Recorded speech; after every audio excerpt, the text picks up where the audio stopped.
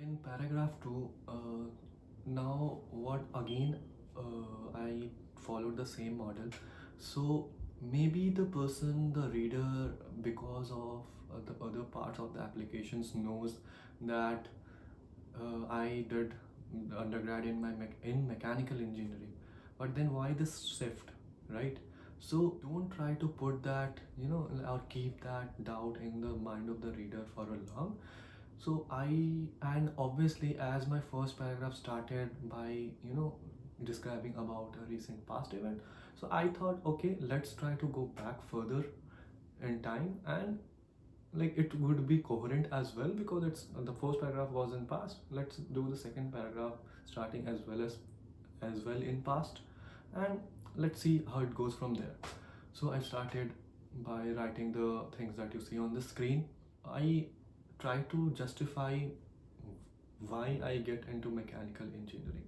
Now, some of you think, but how does this help, right?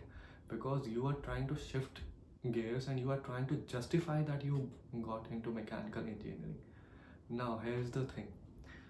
I try to justify getting into mechanical engineering by the way that I was curious to know about machines. If you read the lines, it says that ambling on the roads, I would stop to, check out cars, and used to think, have questions, just like a normal child would have, like, how is this different, or is it different just because it's looking different, or there is some inherent difference? Why are some cars so expensive even though all they do is the same thing, right? These questions reflect that, okay, I was a person who was curious enough, and to know or to satisfy my curiosity, I try to take this mechanical engineering stuff, try to do my undergrad in that. So this is how it portrays, okay, the person was curious enough about something, he tried to learn more about it. Now the person is curious enough about something else, so obviously and definitely he is trying to learn about that. So this is how these two things corroborate, or are linked. So try to do that. So this is, I think this is a very smart way of doing this, and it is not, display or not giving the idea in the reader's mind that, like, maybe his friend is going into management science and engineering, that's why he applied. Maybe some senior told that you will get a 100K job in the US if you do this degree. No, the idea is very different, right? So that is what it creates in the mind of the reader. Now, if you see, I didn't simply mention that I for mechanical engineering, or I did my undergrad into mechanical engineering. This is the place I guess I turned somewhat toward the standard thing about mentioning stuff, but I guess it's important at some places. Why? Because, like, just think, if I say I got admitted into Columbia, it's good. It's a good news. Everyone is impressed, right? Okay. But what if I say I got into Columbia with 100% scholarship, and I don't need to pay $85,000 per year tuition? Would you be amazed in the second one more, or in the first one? So you see, there is a power in numbers. Try to leverage that. So if you try to, mention that, okay, you were in top 1% or top 2% in 1.4 million candidates, it it displays that how good of a person you already, or how good of a student you already are. Okay, I'm not saying that only numbers or getting into IITs and ITs are a measure of your great, great mind or something like that. All I'm saying is that if you're trying to, just like, don't go on my words. Like, if I wrote top 1% on MNIT, then you also write the similar stuff. Try to just get the idea. What I'm trying to say here is that if you're trying to mention your achievement, try to mention which leaves the person in awe, and rather than, okay, the person is got into something, try to do that. It's very important. And because this also gives a idea in the mind of the reader. As I told initially, it was about diversity and whether the person is boring and stuff. But yeah, a lot of time you will spend in the class discussing stuff, reading, studying, helping your colleagues, helping your friends, classmates. So you need to be smart, right? You need to understand. And if you tell the person, the admissions committee member, that yeah, you are smart, you have done things, you have been appreciated in the past, you will do the same in the future. And obviously, the person can relate to that. No, just like paragraph 1, I would again like to say, don't end your paragraph here. No, the reason why I'm saying is this: you spend 4 years of your life at a particular place. You said that you got into that because you are curious. Then how come you are just mentioning, I got into this, did learn stuff, and that's it? I mean, that's not like, it seems so fake, right? Let's say you are a Marvel movie fan, or a TV series fan. Then if I ask you about, like, okay, do you like Friends? You won't say yes. You will keep on going, right? Keep on going. Okay, I like this episode, I like Joey, I like Rachel, I stuff like that. You won't stop till 3 4 lines, 5 lines, or even a paragraph. And that is, you need to show here. Because if it looks like you are just saying you are interested, but the person can make out, right, that maybe the person is not interested enough, or maybe the person got into this and lost his or her interest entirely in this mechanical engineering stuff, or the program that you did your undergrad in. Try not to do that, because again, showing is more important. Create that picture in the mind of the reader, and not just say or write for the sake of writing it. So you see how I am trying to, create pictures in the mind of the reader. Like, when you write something, try to imagine, or try to read and try to think. And that is why this SOP took me more than a month to write, because writing these lines are not that difficult, but analyzing and modifying those lines so that it gives a positive vibe. I don't have to just follow the standard stuff, but still it conveys my message, and it seems personal. It forms a personal connection between the reader and the writer. Also, some people might think that you all, because you have a very limited, you know, space, or like you cannot go, like you should not go more than 2 pages. Like some people say not even more than 1 page, but as I said, I submitted 1.5 page, and I got admits from everywhere I applied to. But yeah, still you cannot write a 10-page SOP and succeed as well, right? Because no one has that much of time as well. But you see, you don't need to be 100% correct in your SOP, because you know, if I am a person, I have 10 years, let's say I have 10 years of experience of admitting people. I have something, I have a SOP which is 100% correct. What, like, I can have two perceptions.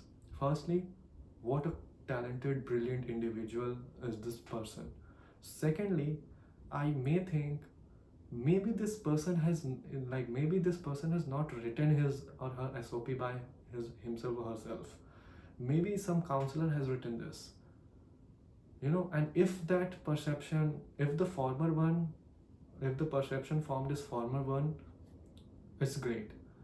But chances are that it would be the person or the reader would be more inclined toward the second one. And if that happens, your chances of getting an admit in that university are very, very exponentially, even exponentially decreased. So try not to do that, or try to avoid these things, and try not to be 100% correct in your SOP. And by correctness, I don't mean don't like try to fake numbers or stuff. By correctness, I mean, if in some paragraph you are interested in, you are trying to write about something you are interested in, and if you go to, like, you overshoot 2 or 3 lines, that's fine. That's no, that's how human nature is. People like if you are interested enough and you write it well, the person reading it would be interested enough to read about it as well. Also, this paragraph also contains like the lines like I adopted a stern approach in like learning and stuff and everything like that. So it also tries to give a idea in the reader's mind that what kind of methodology you apply to learn things. Curiosity is one thing, but you need to learn something by some process, right? Like not every subject of what you are curious of comes naturally to you. Like currently I am interested in data science, but yeah, I never coded and stuff like that, so it does not come naturally to me. But you need to have that process to learn something, to display that yeah, you can learn something, because all the subject that you study at your masters in your masters won't come naturally to you. So if you try to like, it's just kind of an extra point, but yeah, like this came into my mind while I was trying to think about this, so I wrote, and it worked, I guess. Now comes paragraph 3. So as I mentioned that you it cannot be possible like if you get into something, spend 4 years in that and you don't have a lot of things to speak. So I try to speak more or write more about that experience, but yeah, I also try to keep it narrow, keep it confined to 4 or 5 lines, so that, but yeah, I thought it's very important to take the person into his journey, but I chose to be smart here. So instead of saying that I did this project, that stuff, participated in different things and stuff like you can do it, because my profile is something else and my way of writing is something else and my ideas were something else, then I thought this is the way. But if you think like you can incorporate these kind of stuffs by writing something else as well, but just take the message behind and don't copy the lines. This is what I would say. So as I said, I wanted the reader to like know about my how I spent my 4 years, but I, instead of boring him with something else, I try to incorporate, because ultimately you should keep in your mind that why are you writing this SOP? To get an admission. So a lot of things should be focused on that, right? So and remember, I told in like I wrote in first paragraph that I like from the Concorde event I understood that you don't need to learn about that technical aspects, you need to have those economic reasons as well. You need to know that economic aspects. So this is what I incorporated here. So obviously what you do in 4 years, you do a lot of stuff, you read different subjects, things like that. So I combined both two. It reaffirmed what I said earlier in paragraph 1, told that okay, these are the core subjects, but I also see that other subjects like ABC or something else are in extremely important to understand the stuff in its entirety, because a problem would not, like mostly in businesses, problem won't be very technical or very business oriented, or even if it is, usually the solution incorporates the mixture of two. So it's important, and that is what I reaffirmed here. And I not only did that, I try to give an example. You see, I try to give an example because again it is I saw an opportunity. Okay, what I wrote about cars, and like I used to stand and admire different cars, have those different questions. I guess it's an opportunity. So I did like explain the same thing using cars, and it again reaffirms something.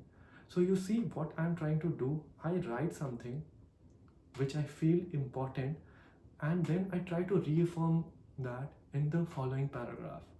So this is what I am doing. So and for people who, and this is what I learned from reading a lot of things, that for people who lose track while writing or while speaking stuff or something like that, this is a very great thing.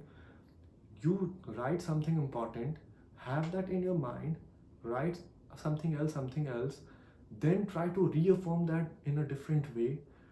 Then in that like in the space between those 2 points, you might have written something. Take one point and try to reaffirm that in the upcoming paragraphs.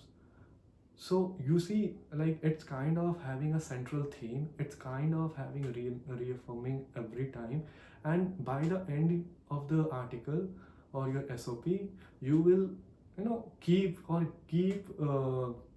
giving that similar information in different ways to the reader. Then the reader knows, like, okay, if this applicant majorly was trying to say has this capabilities, is interested in this because. So you see, there is a kind of a profile generated in the mind of the reader, and that is what I'm trying to say continuously, is that try to think what will happen in the mind of the reader. It's like this is what I have found out to be one of the very great technique of writing something very convincing. Also, as I said, like I try to finish or wrap up most of my paragraphs trying to reaffirm like why I am applying for this degree and not any other degree. So I used another example of Alaska Airlines, tried to incorporate my personal experiences, that okay, I learned something like quite technical in one class, and in the following class I learned something else, and I see that there is such a great interconnection between this, and that is what I like and I love about this management science and engineering degree. So you see, I didn't again I know I am repeating myself, but this is the core. If you understand, this is the core. You're trying to justify your interest into the field by not writing, just by showing or by giving examples, so that the person remembers and feels that yeah, the person is genuinely interested into this. So this is what I did.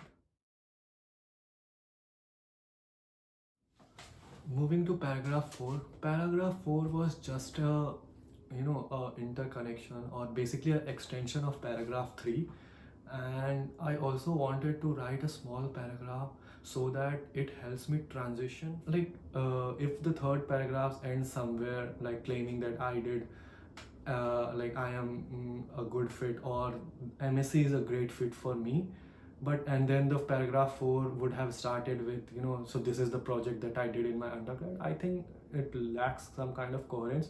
So I played smart here. I thought, okay, let's include a very small paragraph which is kind of a transition paragraph into that project. I reaffirm that what I said in paragraph 3 is that I understand that there is a connection between technical side and the business side, and I give one more example to corroborate that, try to bolster my point into that. But my major objective was not to provide information to say, because I have already said that very firmly in paragraph 3. So my focus was to just give this example, so that I could also suggest that this is where my interest into doing some project that has both technical as well as the business aspects came from. So you see, like if you find that between your two paragraphs there is lack of coherence or something like that, you can use this tip to include a very small paragraph of 4 or 5 lines. Try to like transition, make this an extension of the previous paragraph and transition into something, and end that paragraph with what you want to write in the upcoming paragraph. So in paragraph 5, I continued and mentioned about the project I was working on while I was applying. So now first thing here is that I have listened to a lot of people who say that try to mention that you are a problem solver, right? That's good, and like there is nothing bad in it.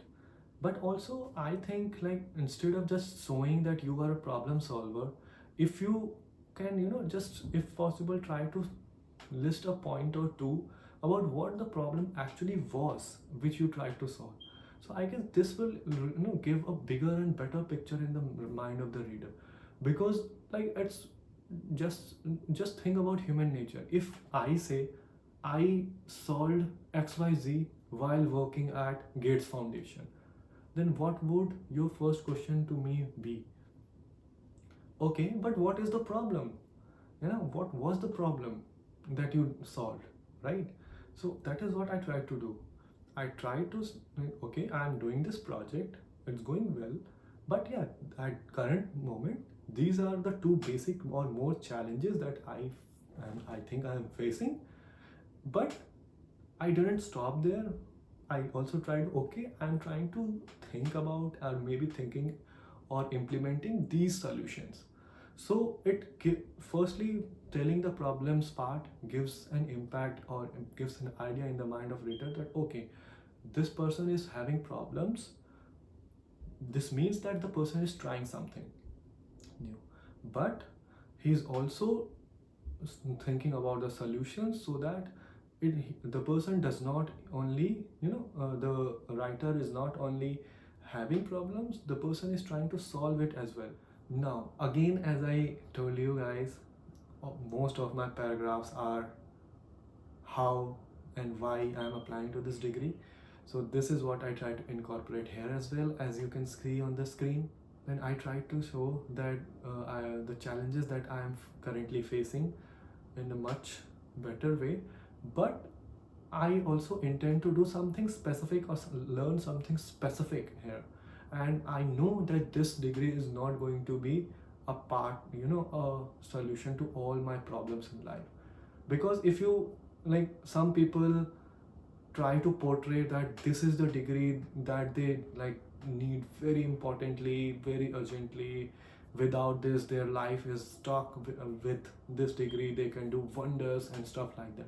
It's good to be enthusiastic, but try to be practical as well, right? Like, the reader can have a perception, okay, this person is practical enough as well. Like, it's not only about reading the theory and things. The person knows that practical life works quite different from the theoretical or academic world, and the person is aware enough to understand that difference. So as you have seen, paragraph third, fourth and fifth, or maybe most of the paragraphs till now, were just dedicated to show like why this degree program I am applying to, what my motivations were and are, and what do I want to achieve from this. Sometimes it's enough, but I was like, okay, can I do something more here? And what I thought here was that okay, I have shown that I got into mechanical engineering on basis of some interest into that field. Now I am saying that there are some things that led to my, and that there are some events that occurred that led to my belief or my interest into knowing not only the engineering side, but also the technical side. Okay, but like, just think about, like, if something inspires you or something interests you, don't you think about it a lot more than just once or twice, right? So this is what I try to inculcate here. So I try to incorporate my internship experiences here as well. Now, I the internship experiences that I try to inculcate here were mainly because of two reasons. Firstly, because they are so prestigious, but my main motivation was not that. I wanted to use these opportunities to show and demonstrate that even these opportunities were something which helped me develop interest into this interdisciplinary field of management and engineering. So if you see on the screen, I wrote about both the internships, what it was about very briefly, but then again I come back to, but what amazes me is their commonality and the management science and engineering basic stuff, which I guess you all have remembered by now. So see, you again, what I'm trying to do is that these experiences are a kind of motivator and a place which interested me and developed my thought process into knowing about the complete picture. Even though these two internships were very highly technical in nature. Like, because you can just think about it. The first one was in neutrino astrophysics, second one was plasma physics, and they are pretty theoretical stuff. In paragraph 7, what my main focus was, so okay, I have said a lot of things in paragraph 6, but let me try to reaffirm those things. But I didn't end here. So like this confirms with, or this gives an idea in the reader, in the mind of the reader, that okay, this person has done good things in the past, and the person is smart enough to do right now as well. But don't try to abruptly end it here, because you did some things, but you if you can try to portray that you did good things, but you are humble enough to learn from those, even care about using that knowledge to put it to your use, learn more from that, apply in different scenarios. Now in paragraph 8, which was my last paragraph of my SOP, I try to mention something or try to deal with something which has not been yet dealt in above 7 paragraphs, and I guess it's the best thing to deal with it in the last. So you see, you try to give all your reasons for why, like this program, everything, how your motivation came, what interests you, what are your accomplishments that will help you, what are those transferable skills that you learned there, how you can apply and things like that. But the person can think, okay, but why my university only? There are a ton of universities offering this program. Why mine? Because you don't want the reader to think that maybe Columbia University is an Ivy League university and the person just want to have a great job after this degree. It can be true, there's nothing wrong in that, but still you don't just try to give an impression that you are just in here for the money or that brand value. Try to think and show that you are here for learning. One more thing, small thing, but I guess it should help you or maybe make your SOP a bit unique than others, is that people write about universities but forget about writing about the universe, or about the state or the city that university is in. You are going to spend 1.5 or 2 years there doing your masters. Won't you want to explore that? Won't you want to learn from that city? What are its good or bad things? Don't you want to experience that culture, that country? Try to incorporate all that. And if you see on the screen, I ended my paragraph, or my last paragraph and SOP, with reaffirming what I wrote the very first line, the quotes. Now you see, there were cycles in between paragraphs, and now the entire SOP is in a cycle. So the person started with something and ended on something. Now this again reminded the reader that okay, that quote was not just there for the sake of it, and you started from that place and ended at the same place, and by giving a lot of information about yourself. So this is how everything is connected. This style of writing, I don't know, I got this because of watching a lot of TV shows, because I really like things like when you start some from one point and reach the same point, but you now have a lot of information and you was like, okay, like you're surprised, right? I'm not saying this is the only way that works, but this is what I liked in TV shows and movies, and that is what I try to incorporate. So did you see that I didn't write something very extravagant or something like that?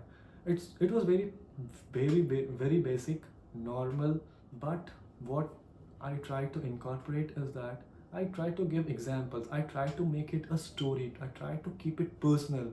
I try to, continuously keep telling the reader and draw pictures in the mind, that in the mind of the reader, that this person is good enough. This person is good enough to do that. I can give him an admit. Try to like put things and justified as well. Like it tried that the reader does not s- see that something has been included just for the sake of it. So you see, this is what is important. I think if you try to incorporate all these points, if you try to keep the soul of your SOP in a similar context, I guess your SOP would be a very unique thing in the pool of thousands of applicants who apply. Just some logistics. This is my way of writing SOP. I am not saying, and I am never saying that this is the only way to write an SOP or get an admit in universities. As I said, I try to incorporate these from various TV shows that I have watched, and this worked for me. It may or may not work for you. Secondly, don't try to copy lines, because if you are caught cheating in the application process itself, you would be blacklisted, because plagiarism is a very very big offense in academic institutions in here. Thirdly, just so that you have an idea, my SOP was 1566 words long, and in Times Roman 12-point font, it covered around 1.5 pages. I applied to Purdue University, and because there is a hard limit of 500 words in their SOP, so I kept the entire soul of this, my long SOP, which I used to apply in other 6 universities. But yeah, it was like not this much elaborated. So this is what I did. So I'm thinking of maybe, like, so this video was for SOP, maybe make a video series or few videos about letters of recommendations and other parts of the application. Also, as I told you, and as you see, like, I have few scholarships. So if you guys want to know more, like how did I apply, what did I write in those applications, how was my experience there, etc, etc, and you guys can let me know maybe in the comment section. uh, and that's it. Like, if you feel like if some of your relative or friend is trying to apply for this master's program or things like that, just try to share this video with them. All the best.